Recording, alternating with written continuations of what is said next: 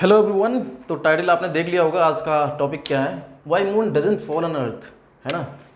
तो आज हम देखेंगे why moon does not fall on earth. ठीक है, बहुत जेन्युइन क्वेश्चन है। कोई भी चीज़ अगर हम छोड़ दें ऐसे फ्रीली तो ज़मीन धरती की तरफ आके गिर जाती है। तो मून इतना हैवी है, वहाँ पे स्पेस में तो फ्री ही है, नीचे तो कोई उसके फ्लोर है नहीं, तो गिरता क्यों नहीं, आके ज़मीन पे क्यों नहीं गिर जाता धरती पे। तो इसका रीज़न हम देखेंगे। देखिए, बहुत से लोग बोलेंगे कि वो स्पेस में मून है, बहुत दूर है धरती से, वहाँ ग्रेविटी नहीं होगी, है ना। ग्रेविटी वहाँ भी है। देखिए, ग्रेविटी का फार्मूला क्या होता है, ग्रेविटेशनल एक्सेलरेशन का फार्मूला क्या होता है, Gm/r², है ना। ये देखिए, आर ही तो घटती बढ़ती है, तो अर्थ के सेंटर से लेके मून के सेंटर तक क्या आर की वैल्यू जीरो है क्या? नहीं। आर को आप अगर देखिए इंक्रीज करते जाएंगे तो क्या होगा, पूरे की वैल्यू घटती जाएगी, जीरो तो नहीं हो जाएगी ना, कम होगा। वहाँ पे ग्रेविटेशनल एक्सेलरेशन कम होगा, यहाँ अर्थ के नियर के कंपेयर में, है ना। लेकिन जीरो तो नहीं होगी, ग्रेविटी वहाँ भी है।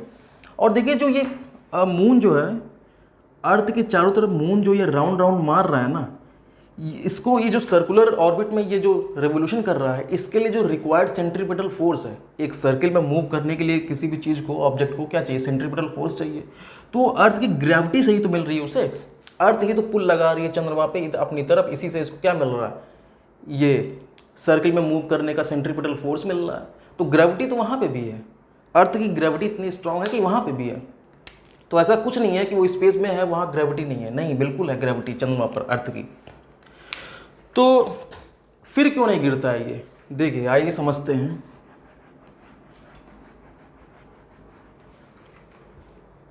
देखिए, मान लीजिए ये जमीन है, धरती है, अर्थ की धरती है, जमीन है, आप खड़े हैं यहां पर, ठीक है, आप खड़े हैं यहां पर, आप एक पत्थर फेंकते हैं ऐसे, तो क्या होता है, इसका मोशन क्या होता है, मूवमेंट कैसा होता है, ये जाता है जाता है जाता जाता ऐसे गिर जाता है ना। मान लीजिए आपने नेक्स्ट टाइम पत्थर फेंका सेम ही इसी जगह से, ऐसे ही फेंका पैरेलल अर्थ के, और ज़्यादा स्पीड से फेंका, क्या होगा, नेक्स्ट टाइम थोड़ा और आगे जाके गिरेगा, यही तो होगा। मान लीजिए नेक्स्ट टाइम और तेज आपने फेंका, फिर ऐसे जाके फिर ऐसे गिर जाएगा। चलिए फोर्थ टाइम भी आपने फेंक कर देखा, क्या होगा, अब और स्पीड से फेंका आपने, क्या होगा, थोड़ा और आगे जाके फिर ऐसे गिरेगा, यही तो होता है, यही होगा भी। आप फेंकते रहिए ज़्यादा ज़्यादा स्पीड से, क्या होगा, थोड़ा और डिस्टेंस एक कवर करेगा, फिर नीचे आके गिर जाएगा, यही तो होगा। अच्छा, आप देखिए, ये बताइए क्या धरती ऐसी है, धरती कैसी है, धरती ऐसी है, चलिए यहाँ बनाता हूँ। देखिए, धरती ऐसी है, धरती तो गोल है ना, धरती तो सपाट है नहीं। तो क्या होगा, मान लीजिए यही सिचुएशन सेम देखिए, मान लीजिए कोई बहुत बहुत लंबा टावर हो धरती पे, मान लीजिए 50-100 किलोमीटर हाइट का टावर हो, ठीक है, आप उस पर चढ़ गए। मान लीजिए आप वहाँ से पत्थर फेंक रहे हैं ऐसे पैरेलल में, अर्थ की ज़मीन के पैरेलल में, क्या होगा, ये जाके ऐसे, मान लीजिए आपने बहुत, आपके पास इतना पावर है, इतनी कैपेसिटी कैपेबिलिटी है कि आप बहुत ज़्यादा स्पीड से फेंक सकते हैं। मान लीजिए आपने कोई मशीन फेंक रही हो, क्या होगा, अब ये आके क्या होगा, ऐसे गिर जाएगी यहाँ पे कुछ दूर, ऐसे जैसे ये होता है, सेम वही सिचुएशन होगा, है ना। मान लीजिए मशीन नेक्स्ट टाइम और तेज फेंकती है, क्या होगा, कुछ दूर और चलेगा, फिर ऐसे गिर जाएगा, है ना।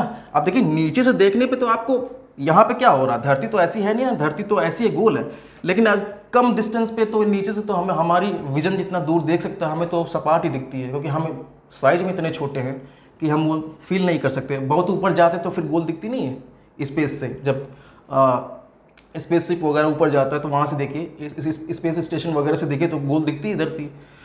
तो क्या होगा, देखिए नेक्स्ट टाइम मशीन मान लीजिए और तेज़ फेंकती है, क्या होगा, फिर ऐसे आएगी, ऐसे गिर जाएगी।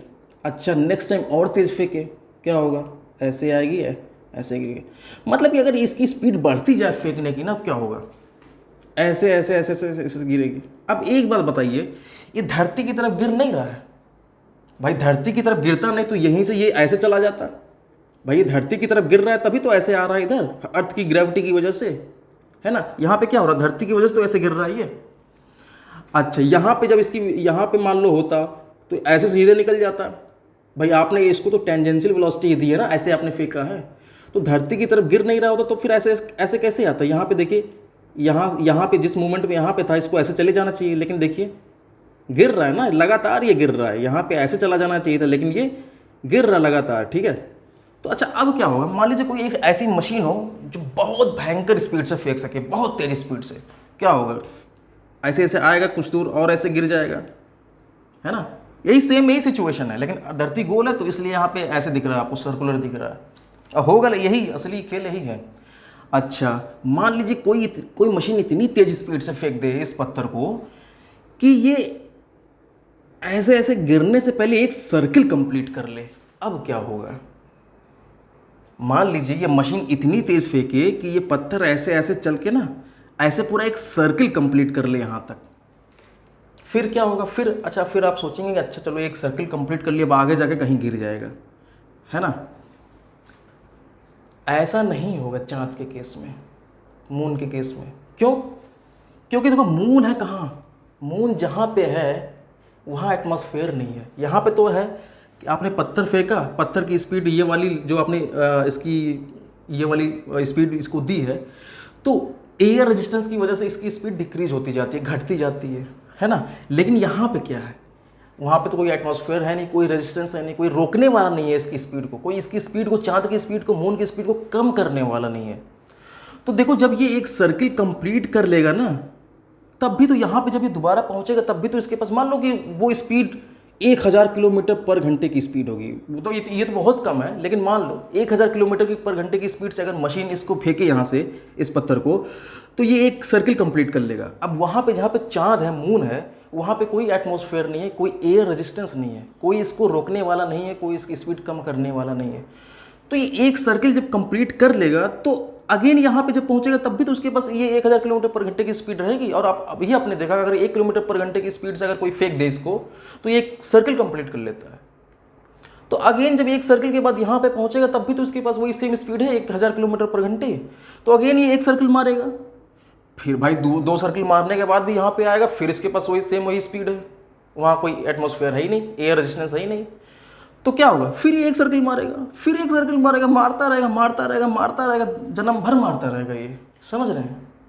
तो आप क्या देख रहे हैं, मून कोशिश तो कर रहा है हमेशा धरती की तरफ गिरने की, गिर भी रहा है, लेकिन वो अल्टीमेटली अपना जो टेंजेंशियल वेलोसिटी है, साइडवेज वाली वेलोसिटी है, उसकी वजह से वो आ नहीं पा रहा है धरती के नज़दीक, समझ रहे हैं आप।